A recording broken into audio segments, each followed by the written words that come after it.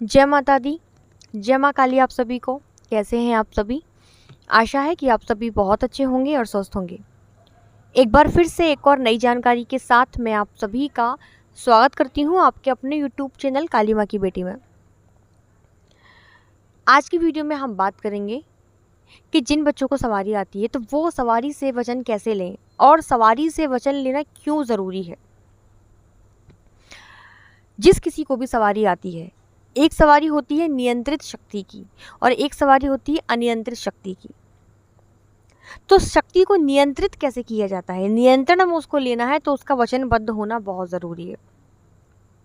अगर आप सवारी से वचन नहीं लेंगे तो आप जहाँ किसी मंदिर में जाएंगे वहीं आपको सवारी आने लगेगी। आप किसी भी ऐसी जगह बैठे हैं जहाँ पे माँ के जगराते हो रहे हैं, माँ के कीर्तन हो रहे हैं, जैसे ही किसी ने जयकारा लगाया आपको शक्ति शरीर पर खेलनी शुरू कर देगी।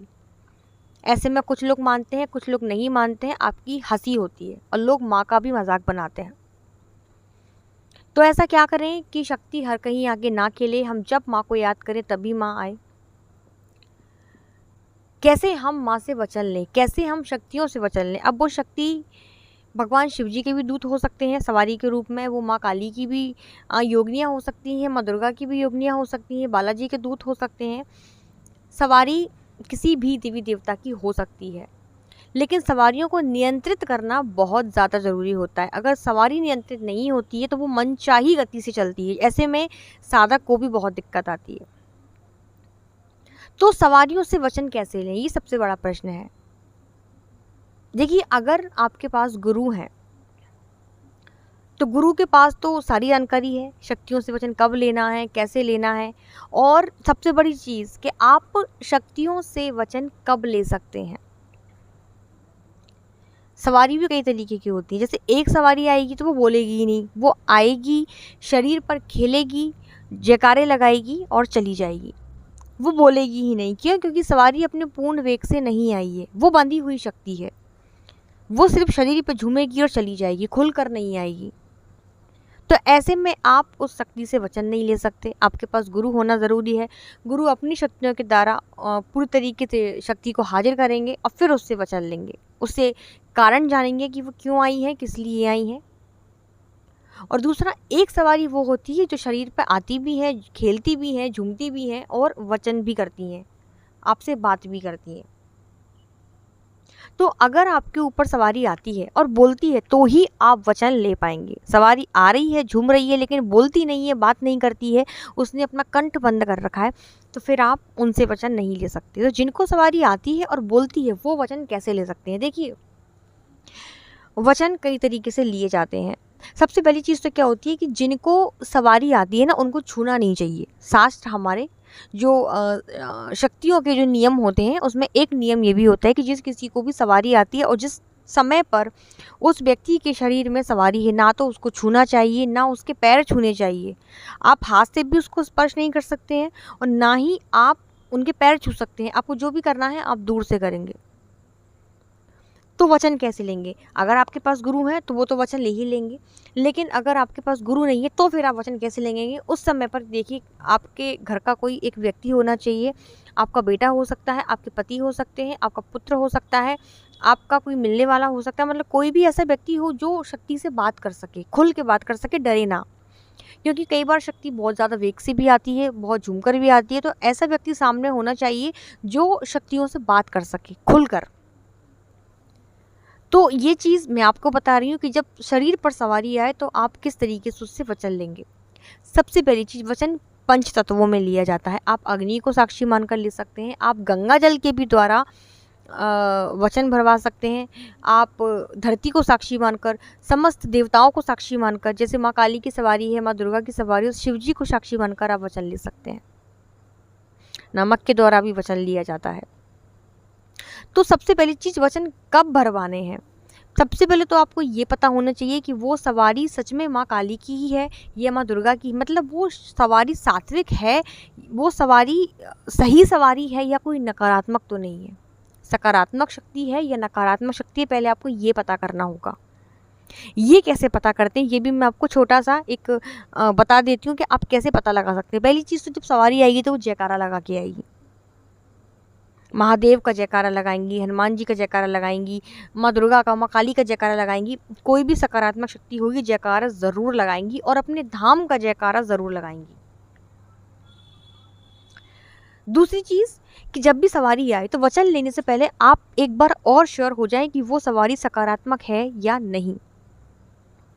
इसके लिए आपको क्या करना है, आपको एक कटोरी में, थोड़ी चौड़ी कटोरी होनी चाहिए, आप उसमें गंगा जल लें और गंगा जल को आपको एक नया चाकू लेना है और आप 5 बार चाकू से गंगा जल के पानी को काट देना है, उस जल को काट देना है। और काट कर आप मनी मन में अपने जो भी आपकी इष्ट हैं आप उनका ध्यान करेंगे। अगर आपके पास गुरु मंत्र है तो आप उनका ध्यान करेंगे। आप माँ काली की सेवा लेते हैं तो आप क्रीम बीज मंत्र का जाप करेंगे और जाप करते हुए आपको गंगा जल के पानी को चाकू से काट देना है। उस कटे हुए पानी को आपको शक्ति को पीने को देना है। अगर वो सकारात्मक शक्ति होगी तो वो उस पानी को पी लेंगी, गंगा जल को पी लेंगी। लेकिन अगर वो नकारात्मक शक्ति होगी तो वो उस पानी को छुएगी भी नहीं, क्योंकि वो पवित्र जल है, वो गंगा जल है। तो इससे आप जान सकते हैं कि वो शक्ति सकारात्मक है या नकारात्मक है। अब जब आप जान चुके हैं कि शक्ति सकारात्मक है तो आपको अब वचन कैसे लेने हैं और कौन कौन से वचन लेने हैं। सबसे पहला वचन आपको लेना है, आपको एक लोटे में या एक किसी भी पात्र में, किसी कटोरी में गंगा जल भरना है और गंगा जल लेके जो जिस व्यक्ति के ऊपर भी सवारी आ रही है, जिस बच्चे के ऊपर सवारी आ रही है, उसके सीधे हाथ में गंगा जल दे देना है। गंगा जल देने के बाद आपको माँ से बोलना है, या जिसकी भी सवारी है आपको उनसे बोलना है कि माँ पहला वचन आप हमें ये दीजिए कि आप कभी भी इस तरीके से शरीर पर नहीं आएंगी कि हर कहीं जागरण में आ जाना है, हर कहीं भजनों में आ जाना है। हम जब याद करेंगे आपको तभी आना पड़ेगा, मतलब हर कभी आपको शरीर पे आके नहीं खेलना है।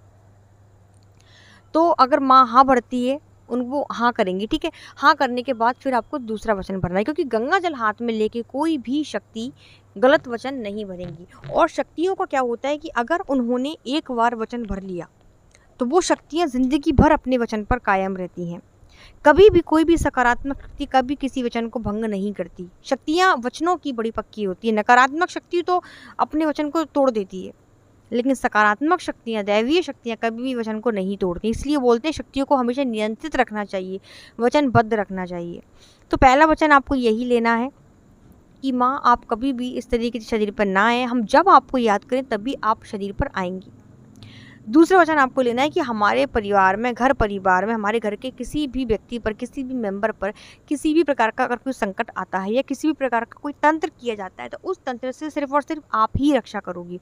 हमारे कुल देवी कुल देवताओं को मनाने में हमारी मदद करोगी, क्योंकि अगर कुल देवी कुल देवता आपसे प्रसन्न नहीं होंगे तो आप किसी भी शक्ति को प्रसन्न नहीं कर पाएंगे। कुल देवी कुल देवता और आपके पितृ ही होते हैं जो किसी भी साधना में आपकी मदद करते हैं, और आप जो साधना में सफलता पाते हैं ये उन्हीं का आशीर्वाद होता है। तो दूसरा वचन आपको क्या लेना है कि हमारे घर में किसी भी प्रकार का तंत्र मंत्र हो, किसी भी प्रकार की नकारात्मक ऊर्जा हो, माँ आप सदैव उस संकट से हमारे घर की, हमारे परिवार की रक्षा करेंगी। पहला वचन, जब भी मैं आपको बुलाऊंगा तब आपको आना होगा। दूसरा वचन कि हमारे घर में किसी भी प्रकार का संकट आए आपको हमारी रक्षा करनी होगी। तीसरा वचन आपको लेना है कि हमारे कुलदेवी और पितरों को मनाने में आप हमेशा हमारी मदद करेंगी। ये 3 वचन आपको लेना ही लेना है। अगला वचन आपको ये लेना है कि माँ हम आपके बच्चे हैं, कभी जाने अनजाने हमसे किसी भी प्रकार की गलती हो जाए या हमारे घर परिवार के किसी भी सदस्य से जाने अनजाने कोई भी गलती हो जाए तो माँ हम सब आपके बालक हैं, हम सब आपके अज्ञानी मूर्ख बच्चे हैं, आप हमें क्षमा करें और हमेशा हमारे परिवार पर अपनी कृपा बनाए रखना।